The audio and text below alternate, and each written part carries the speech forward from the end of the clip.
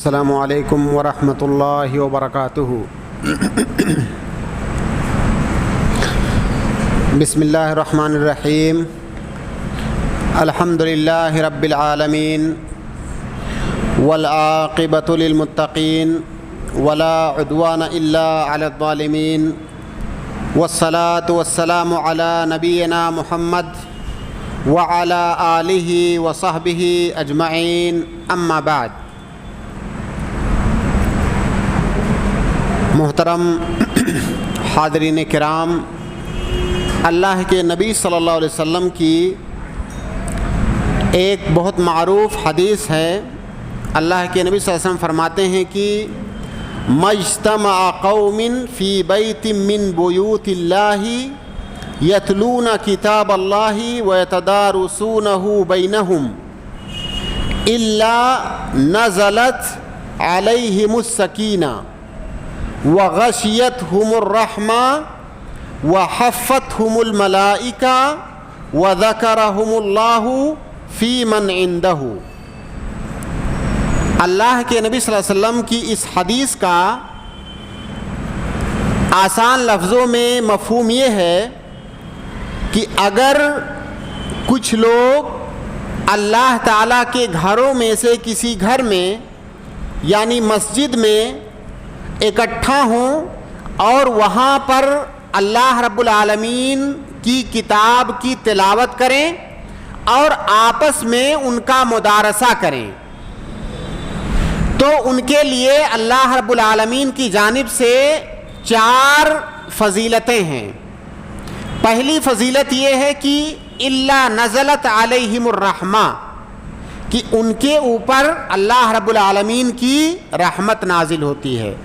دوسری فضیلت یہ ہے وغشتہم الا نزلت علیہم السکینہ، پہلی فضیلت یہ ہے کہ ان پر سکینت نازل ہوتی ہے۔ دوسری فضیلت یہ ہے وغشیتہم الرحمہ، اور رحمت ان کو ڈھانپ لیتی ہے۔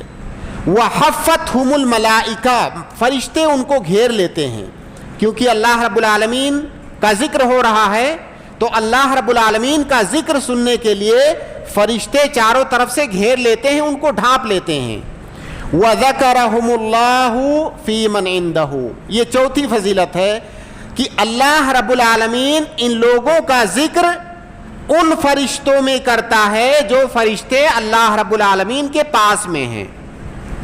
تو آج ہم یہاں پر اللہ رب العالمین کے اس گھر میں اکٹھا ہوئے ہیں، اللہ رب العالمین کا ذکر کرنے کے لیے، اس کے دین، اس کی شریعت کے احکام کو سیکھنے کے لیے۔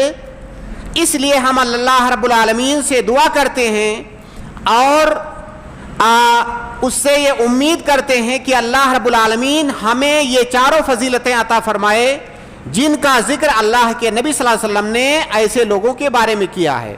اللہ رب العالمین ہمارے اس اجتماع کو قبول فرمائے۔ محترم سامعین، اللہ رب العالمین نے ہم انسانوں کو اس دنیا میں پیدا کرنے کے بعد ہمیں طرح طرح کے تعلقات اور طرح طرح کے رشتوں میں بانٹ دیا ہے۔ یہ دنیا، یہ سماج اور معاشرہ نام ہی اسی بات کا ہے کہ لوگوں کے آپس میں تعلقات ہیں، مختلف قسم کے لوگوں کے آپس میں مختلف قسم کے رشتے ہیں، اور اللہ رب العالمین نے انسانوں کے جو باہمی تعلقات ہیں، ان تعلقات کے کچھ حقوق اور واجبات آپس میں لوگوں کے لیے بنائے ہیں۔ اگر لوگ آپس میں ایک دوسرے کے ساتھ رہتے ہوئے ان حقوق اور واجبات کا خیال رکھیں تو سماج اور معاشرہ ایک بہترین اور خوبصورت سماج ہوگا۔ لیکن اگر لوگ، سماج اور معاشرے میں رہنے والے لوگ، ان تعلقات کی اہمیت کو، ان آپسی جو روابط ہیں، ان روابط کی اہمیت کو نہ سمجھیں اور ان کے حقوق اور واجبات کی ادائیگی نہ کریں تو سماج میں طرح طرح کی برائیاں پیدا ہوتی ہیں۔ اللہ رب العالمین نے سماج میں رہنے والے لوگوں کے مابین جن حقوق کا ذکر کیا ہے انہی حقوق میں سے ایک حق ہے صلہ رحمی. آپ لوگوں نے بار بار یہ اصطلاح اور یہ کلمہ سنا ہوگا کہ ہمیں صلہ رحمی کرنی چاہیے، ہماری شریعت میں صلہ رحمی کا حکم ہے. آج کی اس مختصر سی گفتگو میں صلہ رحمی سے متعلق کچھ باتیں انشاءاللہ عرض کرنے کی کوشش کی جائیں گی تاکہ ہمیں اندازہ ہو کہ ہماری شریعت کے اندر صلہ رحمی کا کیا مقام ہے، اس کی کیا اہمیت ہے، اور اگر ہم صلہ رحمی نہیں کرتے ہیں تو اللہ رب العالمین کی کتنی بڑی وعید ہے. تو سب سے پہلے تو آپ صلہ رحمی کا معنی سمجھیں. صلہ رحمی کس کو کہتے ہیں؟ صلہ رحمی کا مطلب یہ ہے کہ آپ کے جو قرابت دار ہیں، جو رشتہ دار ہیں، ان رشتہ داروں کے ساتھ آپ جڑ کر رہیں، ان کے ساتھ تعلق بنا کر کے رکھیں، ان کے ساتھ حسن سلوک کریں، ان کے ساتھ احسان کریں، ان کی مدد کریں، ان کی پریشانی میں کام آئیں. مختلف صورتیں ہیں، ابھی انشاءاللہ اور بھی تفصیل کے ساتھ اس کا ذکر انشاءاللہ میں کروں گا. تو صلہ رحمی کا مختصر طور سے معنی یہ ہے کہ آپ کے جو قرابت دار، جو رشتہ دار ہیں، ان سے آپ کا تعلق اچھا ہو، ان سے آپ کا تعلق حسن سلوک والا ہو. یہ صلہ رحمی کا مطلب ہے. صلہ رحمی کی ہماری شریعت میں بہت زیادہ اہمیت ہے. صلہ رحمی سے متعلق قرآن و سنت کے اندر بے شمار نصوص وارد ہوئے ہیں. صلہ رحمی کرنے کی کیا فضیلت ہے، اس کی کیا اہمیت ہے، اس کے دنیا اور آخرت میں کیا فوائد ہیں. اگر کوئی صلہ رحمی نہیں کرتا ہے اور قطع تعلقی رکھتا ہے اپنے قرابت داروں اور رشتہ داروں سے تو اللہ رب العالمین کی کیا وعید ہے. اس سلسلے میں بے شمار نصوص قرآن و سنت کے اندر وارد ہوئے ہیں. ان نصوص میں سے میں چند نصوص کا ذکر کرتا ہوں، اس کے بعد صلہ رحمی سے متعلق انشاءاللہ بعض ضروری مسائل کا ہم ذکر کریں گے. قرآن کریم کے اندر اللہ رب العالمین ارشاد فرماتا ہے، اعوذ باللہ من الشیطان الرجیم، وَإِذْ أَخَذْنَا مِيثَاقَ بَنِي إِسْرَائِيلَ لَا تَعْبُدُونَ إِلَّا اللَّهَ. اللہ رب العالمین نے بنو اسرائیل سے عہد اور پیمان لیا تھا. اس آیت کے اندر اللہ رب العالمین اسی عہد و پیمان کا ذکر کر رہا ہے. اللہ رب العالمین نے کیا عہد و پیمان لیا تھا بنو اسرائیل سے؟ لا تعبدون الا اللہ، اللہ کے علاوہ کسی کی عبادت نہیں کرنا. وبالوالدین احسانا، والدین کے ساتھ حسن سلوک کرنا. وذی القربا، والدین کے ساتھ حسن سلوک کرنا، اور جتنے بھی قرابت دار ہیں ان کے ساتھ احسان اور حسن سلوک کرنا.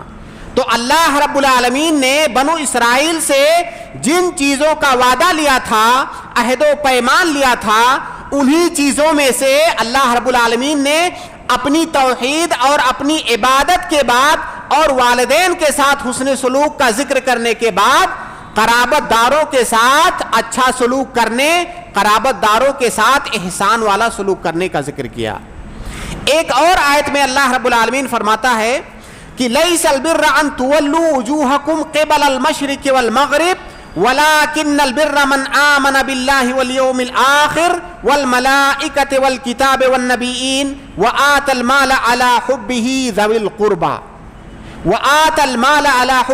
القربى واليتامى والمساكين إلى آخر الآية. اللہ رب العالمین نے جب مسلمانوں کا قبلہ تبدیل کیا، قبلہ پہلے بیت المقدس کی طرف تھا، جب مدینہ ہجرت کر کے آئے کچھ مہینوں کے بعد اللہ رب العالمین نے مسلمانوں کا قبلہ تبدیل کیا کہ اب کعبہ کی طرف رخ کر کے نماز پڑھو.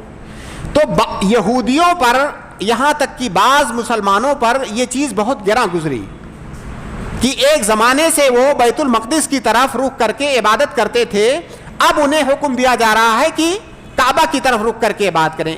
تو اس وقت یہ آیت کریمہ نازل ہوئی. اللہ رب العالمین نے کہا کہ مشرق اور مغرب کی کوئی اہمیت نہیں ہے، اہمیت اس بات کی ہے کہ اللہ رب العالمین تمہیں حکم کس بات کا دے رہا ہے. اللہ رب العالمین جس بات کا حکم دے رہا ہے اہمیت اس کی ہے، اہمیت پورب اور پچھم کی نہیں ہے. تو اس آیت کے اندر اللہ رب العالمین نے اسی بات کی طرف اشارہ فرمایا کہ اہمیت اس بات کی ہے کہ تم اللہ تعالیٰ پر ایمان لاؤ، اللہ تعالیٰ یوم آخر پر ایمان لاؤ، فرشتوں پر ایمان لاؤ، اللہ رب العالمین کی کتاب پر ایمان لاؤ، نبیوں پر ایمان لاؤ۔ وَآتَ الْمَالَ عَلَى حُبِّهِ ذَوِي الْقُرْبَى، ان سب چیزوں ایمانیات کے ذکر کرنے کے بعد اللہ رب العالمین نے قرابت داروں کے حقوق کی ادائیگی کا ذکر کیا کہ اہمیت اس بات کی ہے کہ قرابت داروں کے حقوق کی ادائیگی کر رہے ہو کہ نہیں۔ تو یہاں پر بھی اللہ رب العالمین نے صلہ رحمی کا جو ہے حکم دیا۔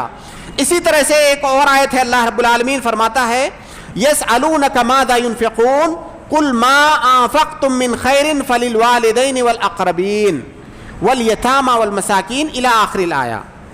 اللہ رب العالمین فرماتا ہے کہ لوگ آپ سے پوچھتے ہیں خرچ کرنے کے بارے میں، کہاں خرچ کریں، کس پر خرچ کریں، تو آپ انہیں بتا دیجئے ما انفقتم من خیر فللوالدین، جو بھی آپ بھلائی کرنا چاہتے ہو والدین کے ساتھ بھلائی کرو، والاقربین اور قرابت داروں کے ساتھ بھلائی کرو۔ تو یہاں پر بھی اللہ رب العالمین قرابت داروں کے ساتھ صلہ رحمی کا حکم دے رہا ہے۔ اسی طرح سے قرآن کریم کی ایک اور آیت ہے، اللہ رب العالمین فرماتا ہے وَاعْبُدُوا اللَّهَ وَلَا تُشْرِكُوا بِهِ شَيْئًا وَبِالْوَالِدَيْنِ إِحْسَانًا وَبِذِي الْقُرْبَى وَالْيَتَامَى وَالْمَسَاكِينِ۔ اس آیت کے اندر بھی اللہ رب العالمین نے اپنے اوپر ایمان لانے، اپنی عبادت کا ذکر کرنے کے بعد اور شرک سے منع کرنے کے بعد اللہ رب العالمین نے والدین کے ساتھ حسن سلوک کا ذکر کیا، اس کے بعد قرابت داروں کے ساتھ احسان اور حسن سلوک کا ذکر کیا۔ ایک اور آیت ہے، اللہ رب العالمین فرماتا ہے ان اللہ یأمر بالعدل والاحسان وایتاء ذی القربى۔ اللہ رب العالمین عدل اور احسان کا حکم دیتا ہے اور قرابت داروں کو نوازنے کا حکم دیتا ہے، قرابت داروں کے ساتھ حسن سلوک اور صلہ رحمی کا حکم دیتا ہے۔ متعدد آیتیں ہیں، اگر ہم ان آیتوں کا ذکر کرنے بیٹھیں گے تو بات بہت لمبی ہو جائے گی۔ قرآن کریم کے اندر جگہ جگہ پر اللہ رب العالمین نے صلہ رحمی کا ذکر کیا ہے اور صلہ رحمی کرنے کا حکم دیا ہے۔ اسی طرح سے اللہ کے نبی صلی اللہ علیہ وسلم کی متعدد احادیث ہیں جن کو پڑھ کر کے یا سن کر کے آپ کو اس بات کا اندازہ ہوگا کہ ہماری شریعت نے صلہ رحمی، قرابت داروں کے ساتھ صلہ رحمی کو کتنی زیادہ اہمیت دی ہے۔ ام المؤمنین عائشہ رضی اللہ تعالی عنہا کی ایک روایت ہے، وہ فرماتی ہے کہ اللہ کے نبی صلی اللہ علیہ وسلم نے فرمایا کہ الرحم معلقۃ بالعرش تقول من وصلنی وصلہ اللہ ومن قطعنی قطعہ اللہ۔ سبحان اللہ۔ رحم سے مراد قرابت داری۔ رحم اللہ رب العالمین کے عرش سے چمٹی ہوئی ہے، لٹکی ہوئی ہے، اور وہ کہتی ہے کہ جو مجھ کو جوڑے اللہ رب العالمین اس کو بھی جوڑے، یعنی اللہ رب العالمین اس کے ساتھ احسان کرے، اللہ رب العالمین اس کے اوپر نوازشیں کرے، جو مجھے جوڑے۔ ومن قطعنی قطعہ اللہ، لیکن جو مجھے توڑے یعنی قرابت داری کو نہ نبھائے، صلہ رحمی نہ کرے، اللہ رب العالمین اپنی رحمتوں کو، اپنی نعمتوں کو بھی اس سے کاٹ دے۔ یہ کتنی بڑی وعید ہے، اور صلہ رحمی کی اہمیت کی یہ کتنی بڑی دلیل ہے کہ رحم خود اللہ رب العالمین سے یہ دعا کرتی ہے اس انسان کے لیے جو صلہ رحمی کرتا ہے کہ اللہ رب العالمین اس پر اپنی رحمتیں نازل کرے، لیکن جو صلہ رحمی نہیں کرتا ہے بلکہ قطع رحمی سے کام لیتا ہے اس پر بد دعا کرتی ہے۔ اسی طرح سے ایک اور حدیث ہے، اللہ کے نبی صلی اللہ علیہ وسلم فرماتے ہیں کہ ما من ذنب اجدر ان يعجل الله لصاحبه العقوبة في الدنيا مع ما يدخر له في الآخرة من البغي وقطيعة الرحم۔ اس حدیث کا معنی یہ ہے کہ جتنے گناہ دنیا کے اندر ہیں ان گناہوں میں سے اگر کوئی گناہ اس بات کی سب سے زیادہ مستحق ہے کہ اسے فوراً سزا دے دی جائے تو وہ گناہ کون سی ہے؟ البغی وقطیعۃ الرحم، کسی پر ظلم کرنا اور قطع رحمی کرنا، یعنی صلہ رحمی نہ کرنا، قطع رحمی کرنا، رشتوں کو کاٹنا، رشتوں سے بھاگنا، رشتہ داریوں کو ختم کرنا۔ یہ ان گناہوں میں سے ہے کہ اگر کسی گناہ کی سزا اسی دنیا کے اندر بہت جلدی سے دے دی جائے تو یہ ان گناہوں میں سے ہے۔ ایک اور حدیث کے اندر اللہ کے نبی صلی اللہ علیہ وسلم فرماتے ہیں کہ اللہ رب العالمین فرماتا ہے انا الرحمن، میں رحمان ہوں، وہی الرحیم، اور یہ رحم ہے یعنی قرابت داری ہے، شققت لها اسما من اسمی، رحم کو میں نے اپنے نام یعنی رحمان سے مشتق کیا ہے، رحم یہ رحمان سے مشتق ہے، میں نے اپنے نام سے اس کو مشتق کیا ہے، من وصلها وصلته ومن قطعها بتته، اللہ رب العالمین کہہ رہا ہے کہ رحم کو اور قرابت داری کو جو جوڑے گا میں اس کو جوڑوں گا، یعنی اس پر اپنے انعامات اور اپنی رحمتیں کروں گا، اور جو قطع رحمی سے کام لے گا میں اس کو کاٹوں گا، یعنی اپنی رحمتوں کو اس سے کاٹ دوں گا۔ ایک اور حدیث ہے اللہ کے نبی صلی اللہ علیہ وسلم فرماتے ہیں کہ من کان یؤمن باللہ والیوم الآخر فلیکرم ضیفہ ومن کان یؤمن باللہ والیوم الآخر فلیصل رحمہ۔ اس حدیث کے اندر اللہ کے نبی صلی اللہ علیہ وسلم نے صلہ رحمی کو ایمان کی علامت بتایا ہے کہ اگر کسی کو اللہ تعالیٰ کی ذات پر ایمان ہے، یوم آخرت پر ایمان ہے، تو وہ اپنے مہمان کی مہمان نوازی کرے اور صلہ رحمی کرے، صلہ رحمی کرے۔ گویا کہ صلہ رحمی کرنا یہ ایمان کی علامتوں میں سے، ایمان کے ثبوتوں میں سے ایک ثبوت ہے۔ اگر کوئی آدمی صلہ رحمی کرتا ہے تو گویا کہ اس کے اندر ایمان پایا جا رہا ہے۔ اس کا معنی کیا ہوگا کہ اگر کوئی صلہ رحمی نہیں کر رہا ہے تو اسی کے بقدر اس کا ایمان، اس کے ایمان کے اندر نقص پایا جائے گا۔ ایک اور حدیث ہے اللہ کے نبی صلی اللہ علیہ وسلم فرماتے ہیں یا ایھا الناس افشوا السلام واطعموا الطعام وصلوا الارحام وصلوا باللیل والناس نیام تدخلوا الجنۃ بسلام۔ اللہ کے نبی صلی اللہ علیہ وسلم نے جنت میں جانے کے لیے 4 چیزوں کا ذکر کیا اس حدیث کے اندر۔ پہلی چیز کہا افشوا السلام، سلام کو عام کرو، پھیلاؤ، کثرت سے سلام کرو۔ واطعموا الطعام، اور کھانا کھلاؤ، لوگوں کو کھانا کھلاؤ، مہمان نوازیاں کرو، غریبوں، محتاجوں اور مسکینوں کو کھانا کھلاؤ۔ وصلوا الارحام، اور صلہ رحمی کرو، قرابت داروں کے ساتھ صلہ رحمی کرو۔ وصلوا باللیل والناس نیام، اور جب رات میں لوگ سو جائیں تو اٹھ کے نماز پڑھو۔ تدخلوا الجنۃ بسلام، جنت میں سلامتی کے ساتھ داخل ہو جاؤ۔ اللہ کے نبی صلی اللہ علیہ وسلم نے جن 4 چیزوں کا ذکر کیا، ان 4 چیزوں میں سے ایک کا تعلق نماز سے یعنی عبادت سے ہے۔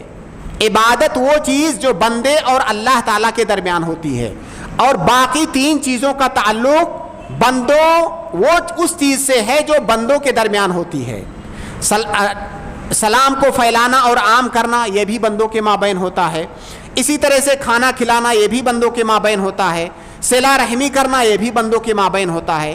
اس سے آپ ایک اہم نقطے کا اندازہ لگائیے کہ حقوق العباد جو ہیں ان کی کتنی اہمیت ہے۔ جو حقوق اللہ ہے، نماز پڑھنا، عبادت جو کہ صرف بندے اور اس کے رب کے درمیان کا معاملہ ہوتا ہے، اس کو اللہ کے نبی صلی اللہ علیہ وسلم نے ایک بار ذکر کیا، لیکن جو حقوق العباد ہیں 3 حقوق العباد کا ذکر کیا، اس کے بعد کہا اگر ان چیزوں پر عمل کرو گے تو جنت میں سلامتی کے ساتھ داخل ہو جاؤ گے۔ تو یہاں پر بھی اللہ کے نبی صلی اللہ علیہ وسلم نے صلہ رحمی کا حکم دیا۔ ایک اور حدیث ہے، بہت اہم حدیث صلہ رحمی سے متعلق۔ اللہ کے نبی صلی اللہ علیہ وسلم فرماتے ہیں کہ من سرہ ان یبسط لہ فی رزقہ وان ینسأ لہ فی اثرہ فلیصل رحمہ۔ اللہ کے نبی صلی اللہ علیہ وسلم فرماتے ہیں، یہ بخاری مسلم کی روایت ہے، کہ جس آدمی کو اس بات سے خوشی ہوتی ہو کہ اس کے رزق میں کشادگی پیدا کر دی جائے، اس کی رزق کو بڑھا دیا جائے اور اس کی عمر میں اضافہ کر دیا جائے، فَلْيَصِلْ رَحِمَهُ، تو وہ صلہ رحمی کرے۔ گویا کہ صلہ رحمی کرنے سے رزق میں کشادگی اور رزق میں برکت آتی ہے، صلہ رحمی کرنے سے آپ کی عمر کے اندر زیادتی ہوتی ہے۔ یہاں پر ایک اشکال بعض لوگوں کے ذہن میں آ سکتا ہے کہ ہماری جو عمریں ہیں وہ تو محدد ہیں، انسان کی جو عمر ہے اس کو کتنے دن زندہ رہنا ہے یہ تو مقرر ہے، اسی طرح سے اس کو روزی کتنی ملے گی یہ بھی مقرر ہے، تو پھر اللہ کے نبی صلی اللہ علیہ وسلم نے صلہ رحمی کرنے والے کو یہ بشارت کیوں دی کہ اگر صلہ رحمی کرو گے تو تمہاری رزق کے اندر زیادتی ہو جائے گی اور تمہاری عمر کے اندر زیادتی ہو جائے گی؟ تو اس سلسلے میں علماء نے دو طرح کی تشریح اور توجیہ کی ہے. پہلی توجیہ یہ ہے کہ آپ کو رزق تو اتنی ہی ملے گی، لیکن اللہ رب العالمین اس رزق کے اندر برکت اتنی دے گا کہ اس سے گویا کہ آپ کو زیادہ رزق ملی ہے. جتنی زیادہ رزق سے جو کام آپ کر سکتے تھے اسی تھوڑے رزق سے آپ وہ کام کر سکیں گے. یعنی رزق کے اندر اللہ رب العالمین برکت دے دے گا، اور برکت ہی اہم ہے، زیادتی اہم نہیں ہوتی ہے.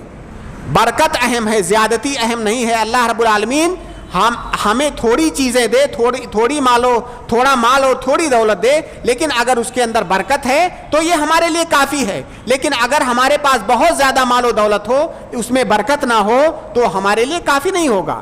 اسی طرح سے انسان کی جو عمر ہے وہ عمر بھی مقرر ہے، اس کے اندر زیادتی نہیں ہوتی ہے، لیکن اس تھوڑی سی عمر میں اللہ رب العالمین انسان کے اعمال کے اندر برکت دے گا. اس تھوڑی سی عمر میں اتنے اعمال کر لے گا جتنے اعمال ایک بڑی عمر پانے والا انسان نہیں کرے گا. تو اس حدیث کا یہ معنی ہے.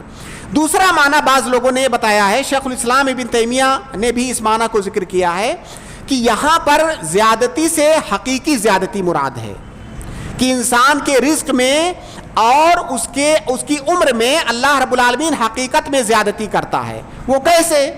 وہ ایسے کہ جو اجل ہے، انسان کی عمر کی جو مدت ہے، وہ ایک ہے اجل مطلق اور ایک اجل مقید.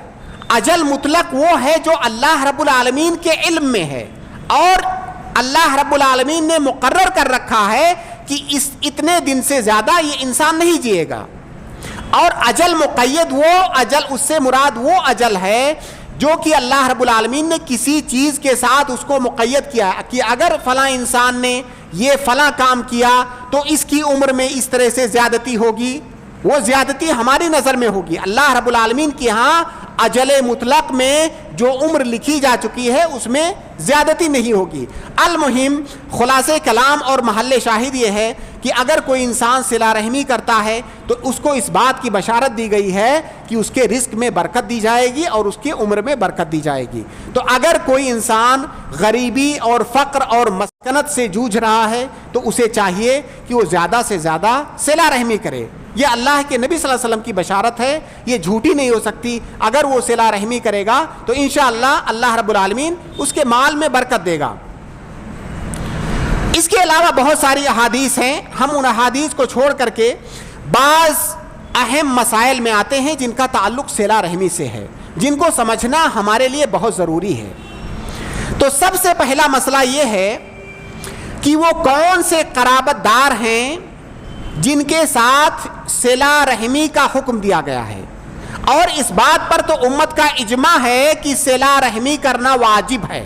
یہ جو نصوص جن کا ذکر ابھی ہم نے کیا، قرآن و سنت کے نصوص، ان کی روشنی میں امت کا اس بات پر اجماع ہے کہ صلہ رحمی کرنا قرابت داروں کے ساتھ یہ واجب ہے. لیکن سوال یہ ہے کہ وہ کون سے قرابت دار، کون سے رشتہ دار ہیں جن کے ساتھ صلہ رحمی کرنا واجب ہے. تو دیکھیے، جو ذوی الارحام ہوتے ہیں، ذوی الارحام کو علماء نے دو قسموں میں تقسیم کیا ہے. اس کو تھوڑا غور سے سنیے، انشاءاللہ بہت آسانی سے آپ اس کو سمجھ سکتے ہیں. جو ذوی الارحام ہیں، سب سے پہلے ذوی الارحام کا آپ معنی سمجھیے. ذوی الارحام، ارحام یہ رحم کی جمع ہے، اور رحم جیسا کہ ہم اردو زبان میں بولتے ہیں رحم مادر. رحم مادر یعنی ماں کا گود، ماں کا بطن جہاں سے انسان پیدا ہوتا ہے اسی کی طرف یہ منسوب ہے، رحم مادر سے. تو ہر وہ رشتہ جو پیدائش کی وجہ سے جس کا تعلق آپ سے جڑے، اس رشتے کو رحم کہا جاتا ہے. ہر وہ رشتہ، جیسے مثال کے طور پر آپ ایک ماں اور ایک باپ سے پیدا ہوئے، اب آپ بھی اسی ماں اور باپ سے پیدا ہوئے ہیں، اسی ماں اور باپ سے آپ کے بھائی بہن پیدا ہوئے ہیں. تو آپ کے بھائی بہن آپ کے ذوی الارحام ہو گئے.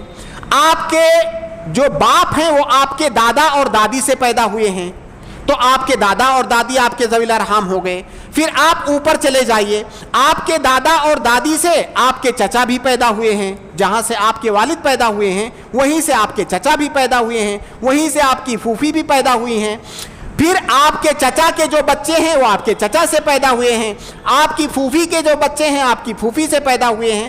اسی طرح سے اس سلسلے کو آپ جوڑتے جائیے. یعنی پیدائش کی وجہ سے جو تعلق بنتا ہے آپ کا, پیدائش کی وجہ سے, اس تعلق کو رحم کہا جاتا ہے.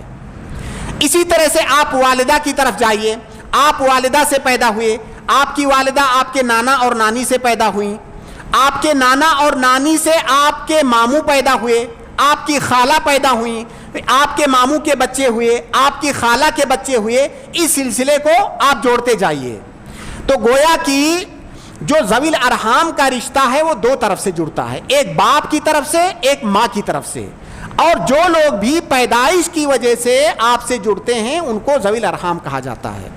میرے خیال سے ذوی الارحام کا مفہوم اب واضح ہے.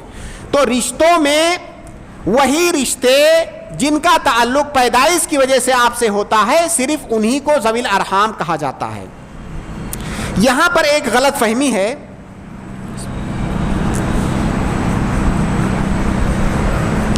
چونکہ ہم اردو زبان میں, ہم اپنی زبان میں جب رشتہ داری بولتے ہیں تو ہم اس کا ایک عام اور شامل مفہوم لیتے ہیں کہ رشتہ داریاں جو ہیں ساری رشتہ داریاں وہ قرابت دار ہیں. لیکن ہماری شریعت کے اندر رشتہ داری اور قرابت داری کا ایک خاص مفہوم ہے. مثال کے طور پر ہم اپنی زبان میں یا اپنی اصطلاح میں, عرف عام میں سسرالی جو رشتہ ہوتا ہے ہم ان کو رشتہ دار بولتے ہیں. کیا ایسا ہے کہ نہیں؟ ہم سسرالی رشتہ داروں کو رشتہ دار بولتے ہیں, قرابت دار بولتے ہیں. جبکہ شریعت کی اصطلاح میں سسرال کے جو رشتے ہیں آپ کے, وہ پیدائش کی وجہ سے آپ سے نہیں جڑے ہیں, اس لیے شریعت کی اصطلاح میں وہ قرابت دار نہیں ہیں. مثال کے طور پر آپ کے سسر ہیں, آپ کی ساس ہیں, آپ کی سالی, آپ کے سالے, جتنے بھی رشتہ دار سسرالی ہیں وہ آپ کے قرابت دار نہیں ہیں. دیکھیے ہماری شریعت میں ایک ہوتا ہے قرابت داری اور ایک ہوتا ہے تعلق. تو یہ جو رشتہ ہے سسرال کا رشتہ, یہ تعلق ہے, یہ قرابت داری نہیں ہے. قرابت داری وہ ہے جو پیدائش کی وجہ سے آپ سے بنتا ہے. یہ اور بات ہے کہ ہم اپنی اصطلاح میں اس کو رشتہ داری بولتے ہیں. لیکن جب ہم صلہ رحمی کریں, یہ جو آیتیں اور حدیثیں ہم نے ذکر کی اور جن میں صلہ رحمی کا حکم دیا گیا ہے, اس میں ان رشتہ داروں کے ساتھ صلہ رحمی کا حکم دیا گیا ہے جو ذوی الارحام ہیں, جن کا آپ سے رشتہ پیدائش کی وجہ سے ہے, اور حقیقت میں رشتہ دار اور قرابت دار وہی ہیں جو پیدائش کی وجہ سے آپ سے جن کا رشتہ بنتا ہے. لہذا جیسے جو سسرالی رشتہ دار ہیں وہ آپ کے قرابت دار نہیں ہیں. اسی طرح سے مثال کے طور پر آپ کے گھر میں آپ کی بہو آتی ہے, آپ اپنی بہو کے لیے قرابت دار نہیں ہیں, تعلق ضرور ہے, آپ کے بیٹے کی وہ بیوی ہے. اسی طرح سے جب کوئی لڑکی, کوئی عورت شادی کر کے کسی گھر میں جاتی ہے تو اس گھر کے جتنے لوگ ہیں اس کے قرابت دار نہیں ہیں, اس کے تعلق دار ہیں. ہم اپنی زبان میں تو اس کو رشتہ بولتے ہیں, لیکن شریعت کی زبان میں اس کو رشتہ اور قرابت داری نہیں بولتے ہیں. اس لیے میں اس نقطے کو اتنی اہمیت اس لیے دے رہا ہوں کہ بہت سارے لوگ صلہ رحمی کا مفہوم سمجھنے میں غلطی کرتے ہیں, اور بسا اوقات وہ رشتہ دار, وہ قرابت دار جو صلہ رحمی کے مستحق ہیں, ہم ان کو تو چھوڑ دیتے ہیں, اور دوسرے لوگ جو حقیقت میں ہمارے رشتہ دار نہیں ہوتے ہیں ہم ان کے ساتھ سوچتے ہیں کہ ہم صلہ رحمی کر رہے ہیں. وہ صلہ رحمی نہیں ہے. اس میں کوئی شک نہیں ہے کہ جو بھی جن کو بھی ہم اپنی اردو زبان میں رشتہ داریاں بولتے ہیں ان کے ساتھ ہم کو حسن سلوک کرنا چاہیے. لیکن یہ جو صلہ رحمی کا خاص حکم ہے یہ آپ کے قرابت داروں کے لیے ہے, یہ ان لوگوں کے لیے نہیں ہے جن کو ہم رشتہ دار کہتے ہیں اپنی زبان کے اندر. وہ حقیقت میں شریعت کی اصطلاح میں رشتہ دار نہیں ہیں. اس میں کوئی شک نہیں ہے کہ وہ بھی حسن سلوک کے مستحق ہیں, لیکن صلہ رحمی کا جو خاص حکم, اس کے جو خاص حقوق ہیں وہ ہمارے قرابت داروں کے لیے ہیں. تو یہ صلہ رحمی کا معنی ہے, اور ذوی الارحام سے یہ لوگ مراد ہیں. ٹھیک ہے. ذوی الارحام کو علماء نے دو قسموں میں تقسیم کیا ہے. ذوی الارحام دو طرح کے ہوتے ہیں. ایک وہ ذوی الارحام جن کو الرحم المحرم کہا جاتا ہے, الرحم المحرم, اور دوسرے الرحم غیر المحرم. اس کا معنی کیا ہے؟ الرحم المحرم سے مراد وہ قرابت دار ہیں جن سے آپ کا حرمت کا رشتہ ہے, یعنی جن کے ساتھ آپ کی شادی نہیں ہو سکتی. میرے مخاطب آپ ہیں, میری مخاطب کوئی عورت بھی ہو سکتی ہے. تو کوئی بھی عورت یا کوئی بھی مرد اگر اس کا کوئی رشتہ دار ہے, اس رشتہ دار سے اگر اس کی شادی کرنا جائز نہیں ہے, شادی کرنا حرام ہے, تو اس کو الرحم المحرم کہتے ہیں. ہم یہ پتہ کیسے لگائیں گے کہ الرحم المحرم کون ہے؟ اگر مثال کے طور سے ہمارا کوئی رشتہ دار ہے, ہم جاننا چاہتے ہیں کہ کیا یہ ہمارا الرحم المحرم ہے کہ نہیں, تو ہم کیسے جانیں گے؟ تو ہم یہ فرض کریں گے کہ ہم دونوں میں سے کوئی ایک مرد ہے اور دوسرا عورت ہے. اگر ایک کو مرد اور دوسرے کو عورت فرض کرنے کے بعد ہم دونوں کی شادی آپس میں جائز نہ ہو, تو گویا کہ ہمارا رشتہ الرحم المحرم کا ہے. مثال کے طور پر جیسے آپ کا بھتیجا یعنی آپ کے بھائی کا بیٹا, آپ کے بھائی کا بیٹا ہے, آپ جاننا چاہتے ہیں کہ آپ کا الرحم المحرم ہے کہ نہیں. یہ میں مثال دے رہا ہوں, اس مثال کے ذریعہ سے دوسرے رشتوں کو بھی آپ سمجھ سکتے ہیں. آپ کا بھتیجا ہے, آپ فرض کیجئے کہ آپ کا بھتیجا لڑکی ہو. اگر آپ کا بھتیجا لڑکی ہوگا تو آپ کا کیا لگے گا؟ بھتیجی. تو آپ کی بھتیجی ہوگا وہ. کیا بھتیجی سے شادی کرنا جائز ہے؟ نہیں جائز ہے. تو ہم اس سے فوراً سمجھ گئے کہ جو بھتیجا ہے وہ الرحم المحرم ہے. اسی طرح سے جیسے آپ کا چچا ہے, آپ کا چچا اگر فرض کریں کہ وہ عورت ہوتا تو آپ کا کیا ہوتا؟ وہ آپ کا چچا اگر وہ عورت ہوتا تو کیا ہوتا؟ آپ کا پھوپھی. وہ پھوپھی ہوتا. پھوپھی سے شادی کرنا جائز نہیں ہے, تو گویا کہ چچا بھی الرحم المحرم ہوا. تو الرحم المحرم کا جو ضابطہ ہے اس کو جاننے کا اصول ہے. یہ اصول آپ یاد رکھیں کہ جس کے ساتھ اپنا رشتہ آپ جاننا چاہتے ہیں, ایک کو مرد اور ایک کو عورت فرض کریں, پھر دیکھیں کہ کیا شریعت میں ہمارا رشتہ ہو سکتا ہے کہ نہیں. اگر نہیں ہو سکتا تو وہ الرحم المحرم ہے. تو ذوی الارحام کی پہلی قسم ہے الرحم المحرم. دوسری قسم ہے الرحم غیر المحرم, یعنی وہ رشتہ دار, وہ قرابت دار جن سے آپ کی شادی ہو سکتی ہے. جیسے مثال کے طور پر آپ کی پھوپھی ہے, آپ کی پھوپھی کی بیٹی ہے, آپ کی پھوپھی کی بیٹی ہے, اس سے آپ کا شادی کرنا جائز ہے, جبکہ آپ کی پھوپھی سے جائز نہیں ہے.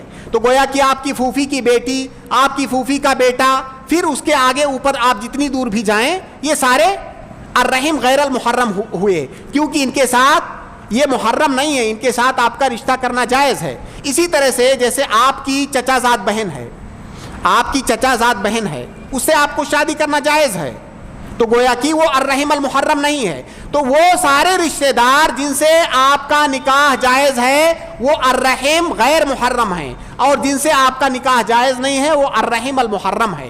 میں اس تقسیم پر زور اس لیے دے رہا ہوں, یہ بتانے کے لیے کہ وہ ذوی الارحام جن کے ساتھ صلہ رحمی کرنا واجب ہے وہ کون سے ذوی الارحام ہیں؟ وہ ذوی الارحام ہیں یا وہ قرابت دار ہیں جو الرحم المحرم ہیں, جن سے آپ کا رشتہ نہیں ہو سکتا. جن سے آپ کا رشتہ نہیں ہو سکتا وہ الرحم المحرم ہیں, اور ان سے صلہ رحمی کرنا یہ واجب ہے. واجب کا مطلب یہ کہ آپ نے نہیں کیا تو آپ گنہگار ہیں. باقی جو دوسرے ذوی الارحام ہیں جو رحم غیر محرم ہیں, ان سے صلہ رحمی کرنا یہ مستحب ہے, واجب نہیں ہے. اگر آپ کریں گے تو آپ کو اجر ملے گا, اگر آپ نے نہیں کیا تو آپ کو گناہ نہیں ملے گا. ٹھیک ہے, تو اس فرق کو سمجھنا آپ کے لیے ضروری ہے. یہ راجح قول کی بنیاد پر میں یہ مسئلہ ذکر کر رہا ہوں. حالانکہ ایک قول یہ بھی ہے کہ جتنے بھی ذوی ارحام ہیں، چاہے وہ رحم محرم ہو یا رحم غیر محرم ہو، سب کے ساتھ صلہ رحمی کرنا واجب ہے۔ یہ مسئلے کے اندر دوسرا قول ہے، لیکن جو پہلا قول ہے وہی راجح ہے، کیونکہ اگر ہم دوسرے قول کو لیں گے تو جتنے بھی بنو آدم ہیں، سب آدم کی اولاد ہیں، سب کہیں نہ کہیں ہمارے رشتہ دار بنیں گے، تو گویا کہ سب کے ساتھ صلہ رحمی کرنا واجب ہوگا، اور یہ ممکن نہیں ہے۔ تو صحیح قول کے مطابق وہ رشتہ دار، وہ قرابت دار جن کے ساتھ صلہ رحمی کا حکم دیا گیا ہے اور صلہ رحمی کرنا واجب ہے، وہ الرحم المحرم ہیں۔ جو رحم غیر محرم ہیں ان کے ساتھ صلہ رحمی کرنا یہ مستحب ہے، مستحسن ہے، واجب نہیں ہے۔ تو یہ ذوی الارحام سے یہ لوگ مراد ہیں۔ اب ہم ایک دوسرے مسئلے کی طرف آتے ہیں کہ صلہ رحمی ہم کیسے کریں گے؟ صلہ رحمی کا معنی کیا؟ ہم کن طریقوں، ہم کون سا ایسا کام کریں کہ کہا جائے کہ ہم صلہ رحمی کر رہے ہیں؟ اس کے بہت سارے طریقے ہیں، اس کے بہت سارے طریقے۔ صلہ رحمی مال کے ذریعہ سے بھی ہو سکتا ہے اور غیر مال کے ذریعہ سے بھی ہو سکتا ہے۔ مال کے ذریعہ کیسے ہو سکتا ہے؟ مان لیجئے آپ کا بھائی آپ کا قرابت دار ہے اور رحم محرم ہے آپ کا بھائی یا آپ کی بہن، وہ غریب ہے، محتاج ہے، اس کے گھر میں فاقہ ہو رہا ہے، وہ فقیر اور مسکین ہے، اور آپ غنی ہیں، آپ کو اللہ رب العالمین نے دے رکھا ہے۔ اب ایسی صورت میں اس کا نفقہ دینا آپ کے اوپر واجب ہے۔ یہاں پر مال کے ذریعہ سے صلہ رحمی کرنا واجب ہے، کیونکہ وہ غریب اور محتاج ہے، مال کی ضرورت ہے اس کو۔ لیکن اگر فرض کیجئے آپ کا بھائی، آپ کی بہن، آپ کی چچا، آپ کے پھوپھی یا جو بھی رحم محرم ہیں وہ مالدار ہیں، ان کو مال کی ضرورت نہیں ہے، تو اب ایسی صورت میں ہم یہ نہیں کہیں گے کہ مال کے ذریعہ سے یہاں پر صلہ رحمی کرنا واجب ہے۔ یہاں مال کے ذریعہ صلہ رحمی کرنا واجب نہیں ہے۔ تو مال کے ذریعہ صلہ رحمی کرنا کب واجب ہے؟ جب صلہ رحمی کرنے والا غنی ہو اور جس کے ساتھ صلہ رحمی کی جا رہی ہو وہ فقیر ہو، یہ دونوں شرطیں پائی جائیں۔ مان لیجئے میرا بھائی ہے، وہ فقیر ہے، لیکن میں بھی فقیر ہوں، میرے پاس ہے ہی نہیں، تو میں کہاں سے مال دوں گا اس کو؟ تو ایسی صورت میں کوئی یہ نہیں کہہ سکتا کہ آپ کے اوپر ضروری ہے کہ مال کے ذریعہ صلہ رحمی کرو۔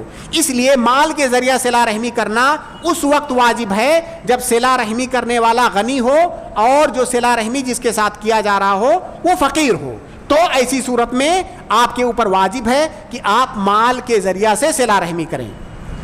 یہ ہوا مال کے ذریعہ سے صلہ رحمی۔ مال کے علاوہ بھی بہت ساری چیزوں سے صلہ رحمی ہوتی ہے، اگر ہم ان کو شمار کرنے بیٹھیں گے تو شاید شمار بھی نہ کر سکیں، اور ان چیزوں کا تعلق عام طور سے عرف سے ہوتا ہے۔ ہر سماج اور معاشرے کا عرف الگ الگ ہوتا ہے۔ آپ کا بھائی ہے، آپ کے چچا ہیں، آپ کی بہن ہیں، پھوپھی ہیں، ماموں ہیں، آپ کی خالہ ہیں یا ان کے بچے ہیں، ان کے ساتھ یہ بھی صلہ رحمی ہے کہ آپ ان کے ساتھ ملاقات کریں، آپ ان کے ساتھ بیٹھیں، ان کے ساتھ بات کریں۔ کبھی آپ اگر وہ دور ہیں تو کبھی آپ فون کر کے جو ہے ان کا حال احوال دریافت کر لیں، آپ کبھی ان کی زیارت کرنے چلے جائیں، کبھی آپ ان کو اپنے گھر بلا لیں۔ آپ کو پتہ لگا کہ کسی چیز میں ان کو مدد کی ضرورت ہے، آپ نے مدد کر دی۔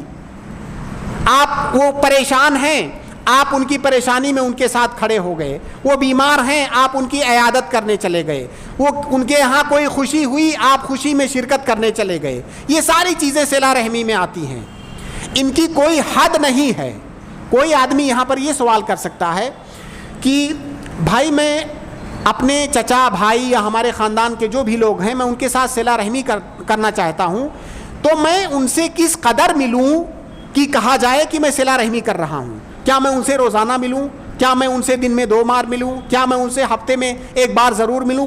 کیسے کہا جائے گا کہ صلہ رحمی ہے؟ تو اس کا تعلق عرف سے ہے۔ ہر سماج اور معاشرے میں بہت سارے عرف رائج ہوتے ہیں، تو اس کا تعلق عرف سے ہے۔ مثال کے طور پر اگر مالیگاؤں میں یہ عرف ہے کہ کوئی بیٹی ہر جمعرات یا ہر جمعہ کو اپنے مائکے جائے گی اپنے ماں باپ سے ملنے، یہ میں نے سنا ہے کہ یہاں پہ عرف ہے کہ ہفتے میں بیٹیاں 1 دن اپنے مائکے جاتی ہیں ماں باپ سے ملنے، تو گویا کہ یہ صلہ رحمی ہے۔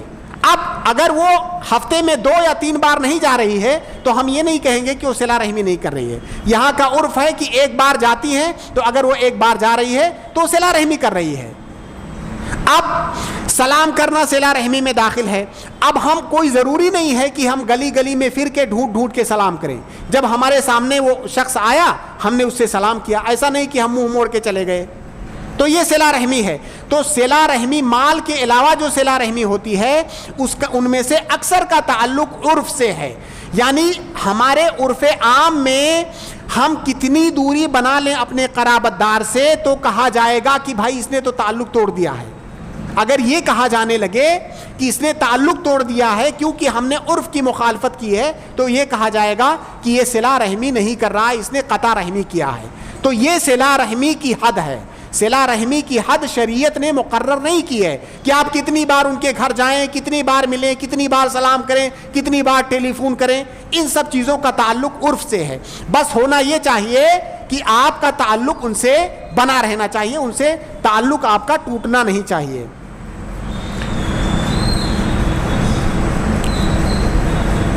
اب ایک اور اہم مسئلہ ہے کہ بہت سارے لوگ ایسے ہوتے ہیں جن کو ہم نے کہتے ہوئے سنا ہے کہ بھائی وہ ہمارا فلاں رشتہ دار یا فلاں قرابت دار ہمارے خاندان کا فلاں شخص ہے, میں اس کے گھر کیوں جاؤں, وہ تو میرے گھر نہیں آتا ہے, میں اس سے کیوں ملنے جاؤں, جب وہ مجھ کو دیکھتا ہے منہ موڑ کے چلا جاتا ہے میں اس سے کیوں ملنے جاؤں, میرے پاس کبھی ٹیلی فون نہیں کرتا ہے, میں اس کے پاس کیوں فون کروں. اس طرح کی بات بہت سارے لوگ کرتے ہیں اور اس کو حجت بناتے ہیں کہ میں جو کر رہا ہوں وہ غلط نہیں کر رہا ہوں, وہ جب مجھ سے نہیں ملتا ہے تو میں اس سے کیوں ملنے جاؤں. اللہ کے نبی صلی اللہ علیہ وسلم کی ایک حدیث ہے, بڑی پیاری حدیث, جس میں اس سوال کا اور اس اشکال کا جواب اللہ کے نبی صلی اللہ علیہ وسلم نے دیا ہے. اللہ کے نبی صلی اللہ علیہ وسلم نے فرمایا کہ لیس الواصل بالمکافی, صلہ رحمی کرنے والا وہ نہیں ہے جو بدلے میں صلہ رحمی کرے, بلکہ صلہ رحمی کرنے والا وہ ہے کہ جب اس سے قطع رحمی کیا جائے, قطع تعلق کیا جائے, پھر بھی وہ جا کر کے صلہ رحمی کرے. اس کو کہتے ہیں صلہ رحمی. تو اگر کوئی آدمی, میرا بھائی میرے اوپر احسان کر رہا ہے, میرا رشتہ دار میرے اوپر احسان کر رہا ہے, اگر میں احسان کو, اگر اس کے اوپر احسان کر رہا ہوں یہ سمجھ کر کے کہ میں اس کو بدلہ دے رہا ہوں, تو یہ صلہ رحمی نہیں ہے. صلہ رحمی تو یہ ہے کہ ہمیں بدلے کی کوئی توقع, بدلے کی کوئی امید نہ ہو اس سے, تب بھی ہم صلہ رحمی کریں. تو صلہ رحمی کی یہ اہمیت ہے. جو احادیث اور جو نصوص جن کا ابھی ہم نے ذکر کیا, اگر ان کی روشنی میں آپ غور کریں گے تو آپ کو اندازہ ہوگا کہ صلہ رحمی کے کتنے زیادہ فوائد ہیں. ایک حدیث جس کا ہم نے ذکر کیا, جس میں اللہ تعالیٰ فرماتا ہے کہ اگر کوئی آدمی صلہ رحمی کرتا ہے, اپنی رشتہ داری کو جوڑتا ہے, تو اللہ رب العالمین اس کو جوڑے گا, یعنی اس پر اپنے رحمتوں کا نزول کرے گا. گویا کہ اگر کوئی ایسا نہیں کرتا ہے تو اللہ تعالیٰ کی رحمتوں سے محروم رہے گا. تو صلہ رحمی یہ کتنی اہم چیز ہے جو اللہ رب العالمین کی رحمت کے نزول اور اس کی نعمت کے نزول کا باعث ہے. اسی طرح سے اللہ کے نبی صلی اللہ علیہ وسلم نے وہ حدیث جس کے اندر فرمایا کہ صلہ رحمی کرو اور سلام پھیلاؤ, فلاں کام کرو, فلاں کام کرو اور جنت میں داخل ہو جاؤ, تو گویا کہ صلہ رحمی یہ جنت میں داخلے کا سبب ہے. اسی طرح سے صلہ رحمی ایمان کی علامت ہے, جیسا کہ میں نے ذکر کیا, من کان یؤمن باللہ والیوم الآخر فلیصل رحمہ, یہ ایمان کی علامت ہے. اسی طرح سے اللہ رب العالمین نے اتنے مقامات پر قرآن کریم کے اندر صلہ رحمی کا حکم دیا ہے. اللہ کے نبی صلی اللہ علیہ وسلم نے احادیث میں صلہ رحمی کا حکم دیا ہے. اگر ہم صلہ رحمی کر رہے ہیں تو یہ اطاعت, اللہ تعالیٰ کی اطاعت اور اللہ کے نبی صلی اللہ علیہ وسلم کی ہم اطاعت کر رہے ہیں. اسی طرح سے ایک حدیث ہے, اللہ کے نبی صلی اللہ علیہ وسلم نے سے کسی صحابی نے پوچھا کہ اللہ کے نبی صلی اللہ علیہ وسلم ما احب الاعمال الی اللہ, اللہ تعالیٰ کے نزدیک سب سے بہترین اور پسندیدہ عمل کون سا ہے؟ تو اللہ کے نبی صلی اللہ علیہ وسلم نے جن 2-3 اعمال کا ذکر کیا ان میں صلہ رحمی کا بھی ذکر کیا. تو اللہ تعالیٰ کے نزدیک پسندیدہ ترین اعمال میں سے صلہ رحمی ہے. اسی طرح سے ایک حدیث کے اندر ہے, امام بخاری نے الادب المفرد کے اندر حدیث ذکر کی ہے کہ یہ جو قرابت داری ہے, رحم ہے, یہ قیامت کے دن آئے گی اور اللہ رب العالمین کے سامنے گواہی دے گی اس شخص کے لیے جس نے صلہ رحمی کیا ہوا ہے۔ اسی طرح سے جیسا کہ ہم نے ذکر کیا کہ اگر کوئی انسان، آج کے دور میں بہت سارے لوگ فقر و فاقہ سے پریشان ہیں، اگر آپ فقر و فاقہ سے پریشان ہیں تو اللہ کے نبی صلی اللہ علیہ وسلم کے دیے ہوئے اس نسخے کو آزمائیے، صلہ رحمی کیجئے، انشاءاللہ اللہ رب العالمین آپ کے رزق میں برکت دے گا۔ اور ضروری نہیں ہے کہ آپ مال سے ہی صلہ رحمی کریں گے۔ جب آپ پریشان حال ہیں، آپ کے پاس مال نہیں ہے، خود ہی محتاج ہیں، تو آپ مال سے صلہ رحمی کیسے کریں گے؟ صلہ رحمی کے اور بھی طریقے ہیں، آپ ان سے ملیے، ان کے ساتھ حسن سلوک کیجئے، ان کی عزت کیجئے، ان کی تکریم کیجئے، ان کی توقیر کیجئے، اور جو ہے ان کے گھر جائیے، ان کو اپنے گھر بلائیے، ان کو اپنی دعاؤں میں یاد رکھیے۔ دعا عن ظہر الغیب کی بہت زیادہ فضیلت ہے، یہ عام مسلمان کے لیے۔ تو جو آپ کا قرابت دار، آپ کا رشتہ دار ہے، وہ تو اس بات کا اور زیادہ مستحق ہے۔ اس لیے علماء نے ذکر کیا ہے کہ آپ اگر اپنے رشتہ دار کے لیے جو ہے اس کے پیٹھ کے پیچھے آپ دعا کرتے ہیں تو یہ بھی ایک طرح کی صلہ رحمی ہے۔ تو صلہ رحمی کرنے کا ایک ہی طریقہ نہیں ہے، بے شمار اور متعدد طریقے ہیں، بس ضرورت اس بات کی ہے کہ ہم اس کی اہمیت کو سمجھیں۔ موجودہ زمانے میں سماج اور معاشرے کے اندر جو بہت طرح کا اتھل پتھل ہم دیکھتے ہیں، بہت سارے خاندان ٹوٹ جاتے ہیں، بہت سارے خاندان اس کے افراد بکھر جاتے ہیں، آپس میں دشمنیاں ہوتی ہیں، حسد، بغض، عناد، ایک دوسرے کے خلاف کینہ کپٹ، یہ ساری چیزیں اس لیے ہیں کہ ہم صلہ رحمی کی جو اہمیت ہے، قرابت داری کی اہمیت، قرابت داری کو نبھانے کی جو اہمیت ہے، ہم اس کو سمجھتے نہیں ہیں۔ اللہ رب العالمین نے کیا اس کو مقام اور مرتبہ دیا ہے، اور اس مقام اور مرتبہ کو نہ سمجھنے اور نہ برتنے پر اللہ رب العالمین کی کیا وعید ہے، اگر ہم اس کو سمجھیں تو شاید ہم اس کو اتنے ہلکے میں نہ لیں۔ اس لیے میری آپ لوگوں سے گزارش ہے کہ آپ صلہ رحمی، جس کو کہ آج کل سماج کے لوگوں نے نسیم منسیہ کر رکھا ہے، اور رشتوں کی کوئی اہمیت باقی نہیں رہی ہے، رشتوں کی کوئی اہمیت باقی نہیں رہی ہے۔ ہم دیکھتے ہیں کہ ایک بھائی ماشاءاللہ بہت ہی خوش و خرم خوشحال ہے، اور اس کے پاس اللہ رب العالمین کی دی ہوئی بے شمار نعمتیں ہیں۔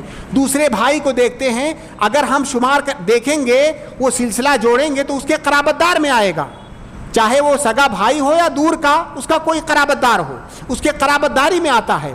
لیکن وہ خوشحال بھائی کبھی اس کو اس بات کی توفیق نہیں ہوتی ہے کہ میں اس کی خبر لوں، اس کی مدد کروں۔ تو صلہ رحمی نہ صرف یہ کہ اس سے آپ کو اللہ رب العالمین اجر دے گا اور آخرت میں اس کا بدلہ دے گا، بلکہ اگر آپ گہرائی سے غور کریں تو صلہ رحمی کے جو مثبت اثرات معاشرے پر پڑیں گے، آپ کو اس کا اندازہ ہوگا۔ اس کے اندر ایک تکافل اور تعاون، باہمی ربط، باہمی مساعدہ، باہمی مدد کا ایک جذبہ ہے۔ اگر ہم صلہ رحمی کرنے لگے سارے لوگ تو شاید معاشرے کے اندر، اس لیے کہ جو سماج اور معاشرہ ہے یہ افراد سے بنتا ہے، اور انہی افراد سے مل کر کے خاندان بنتے ہیں، اور انہی خاندان سے سماج بنتا ہے۔ تو اگر ہر خاندان کے جو اچھے اور خوشحال لوگ ہیں، اگر وہ تہیہ اور ارادہ کر لیں کہ ہمارے خاندان کے جو پریشان حال لوگ ہیں، ہم ان کی مدد کریں گے، ان کے ساتھ صلہ رحمی کریں گے، تو سماج اور معاشرے سے بہت ساری پریشانیاں ایسے ہی دور ہو جائیں گی۔ تو صلہ رحمی کا جو اثر ہے وہ سماج اور معاشرے کی خوشحالی پر بھی اس کا بہت مثبت اثر پڑے گا، اور اس کے ساتھ ساتھ میں اللہ رب العالمین ہمیں وہ تمام بدلے دے گا جس کا اللہ رب العالمین نے صلہ رحمی کرنے والے کے لیے وعدہ کیا ہے۔ ہم اللہ رب العالمین سے دعا کرتے ہیں کہ اللہ رب العالمین ہمیں اپنے دین کو سمجھنے اور اس کے مطابق عمل کرنے کی توفیق عطا فرمائے۔ اللہ رب العالمین ہمیں دنیا اور آخرت دونوں کے اندر سعادت اور خوشبختی عنایت فرمائے۔ ربنا تقبل منا انک انت السمیع العلیم وتب علینا انک انت التواب الرحیم، وآخر دعوانا ان الحمد للہ رب العالمین۔